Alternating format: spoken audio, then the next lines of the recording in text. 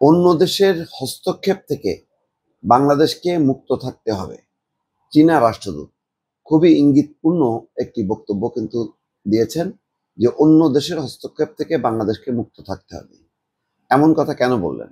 নিশ্চয়ই এর রাজনৈতিক একটা প্রেক্ষাপট আছে এবং সেটি তৈরি হয়েছে করিডোর দেওয়ার সিদ্ধান্তকে ঘিরে, যেই করিডোরের বিরুদ্ধে বাংলাদেশের প্রধান রাজনৈতিক দলগুলো বিরোধিতা করছে।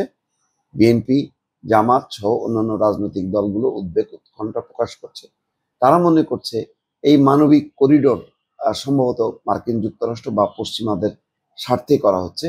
সেই কারণে তারা একযোগে এর বিরোধিতা করছে এবং বলছে যে এই বিষয়ে হয় সর্বদলীয় বৈঠক করতে হবে, নতুবা নির্বাচিত পার্লামেন্ট সিদ্ধান্ত নেবে যে এমন মানবিক করিডোর থাকবে কি থাকবে না, এবং এই করিডোর কেন করা হচ্ছে, কাদের আহ্বানের প্রেক্ষিতে করা হচ্ছে। এই বিষয়ে চীনের রাষ্ট্রদূত বলেছে, তিনি সরাসরি মন্তব্য করেননি, বলেছেন যে এটা চীনের ইস্যু না, এটা বাংলাদেশের অভ্যন্তরীণ রাজনৈতিক ইস্যু, সুতরাং সেখানে তারা কথা বলতে চায় না। কিন্তু কথা না বললেও যে কথাটি বলেছে এবং যার শিরোনাম হয়েছে যে অন্য দেশের হস্তক্ষেপ থেকে বাংলাদেশকে মুক্ত থাকতে হবে।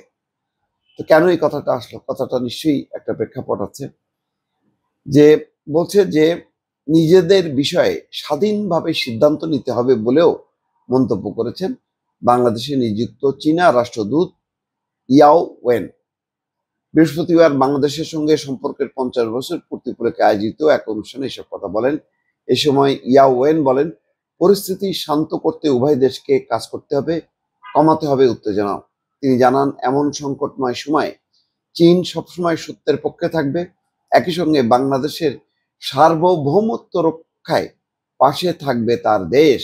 এটাও খুবই ইম্পর্টেন্ট, যে বাংলাদেশের সার্বভৌমত্ব রক্ষায়, অর্থাৎ এমন কোনো পরিস্থিতির মধ্যে যদি বাংলাদেশ পড়ে, যদি এখানে সার্বভৌমত্বের একটি সংকট তৈরি হবে, সেক্ষেত্রে চীন পাশে থাকবে, সেই কমিটমেন্ট তিনি করছেন। অন্য দিকের অগ্রগতির কথা কিছু বলেছেন। চলতি মাসের শেষে শত ব্যবসায়ী, বিনিয়োগকারী সহ দেশটির বাণিজ্য মন্ত্রী অর্থাৎ চীনা বাণিজ্য মন্ত্রীর নেতৃত্বে শতাধিক চীনা ব্যবসায়ী বাংলাদেশ সফরে আসবে। ইয়াও ওয়েনের দাবি, এত বড় বাণিজ্যিক প্রতিনিধি দল আগে কখনো বাংলাদেশে আসেনি। তার মানে তারা একটা লক্ষ্য প্রত্যাশা নিয়ে আসছে, এর মাধ্যমে বাণিজ্য আরো সম্প্রসারিত হবে। চীনের রাষ্ট্রদূত বলেন, অস্থিতিশীলতা ছাড়া অগ্রগতি সম্ভব নয়। সংস্কার বাংলাদেশের অভ্যন্তরীণ বিষয়, আমরা পশ্চিমাদের মতন খোলামেলা কথা বলতে চাই না। অর্থাৎ পশ্চিমারা যেভাবে সরাসরি বলে আগে সংস্কার পরে নির্বাচন, নির্বাচনের ব্যাপারে চাপ নেই, এই ধরনের তারা কথা বলতে চায় না।